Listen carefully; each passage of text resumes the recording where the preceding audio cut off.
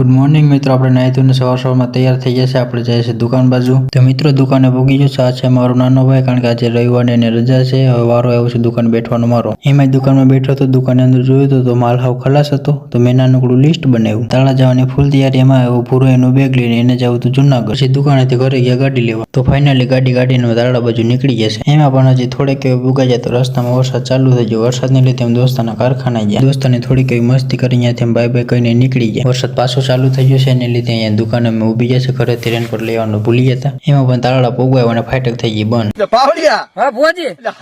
તાળા આવતા જ પેલા દોસ્તાની દવા લીધી. દવા લઈને પછી ભૂરાનો ઉમિયા મોબાઈલમાં અંદર હપ્તો ભરવા ગયા. ભૂરાનો હપ્તો ભરાઈ ગયો. પછી શ્રીજી ટોબેકામાં માલ પેક કરાવ્યો. દુકાનનો માલ પેક થઈ ગયો છે. તો ભૂરાના તાળામાં મૂકીને જાય છે અમે ઘર બાજુ જતા હતા. એટલામાં ટાંકી ઉપર નજર પડી. ટાંકી તો હતી ખાલી. પછી અમે થોડુંક એવું પેટ્રોલ પુરાવ્યું. તો અમે પેટ્રોલ પુરાવી નીકળી જશે. ફાઇનલી મિત્રો અમે દુકાને ભૂગી જશે. દુકાનની અંદર આવીને માલો કરી દીધો છે ટેગલો. માલનો ટગલો તો કરી દીધો, માલો અલગ અલગ કરીને માલ બધી ગોઠવી દીધો છે. મને લાગી છે ભૂખ, એટલે હું જાઉં છું ઘરે. ઘરે આવીને તો પેલા મેં ગાડી અંદર મૂકી દીધી છે. જો આ મારો મિની બ્લોગ સારો લાગ્યો હોય તો તમે લાઈક, શેર અને સબસ્ક્રાઇબ કરવાનું ન ભૂલતા. મારો બીજા બ્લોગમાં મળ્યા.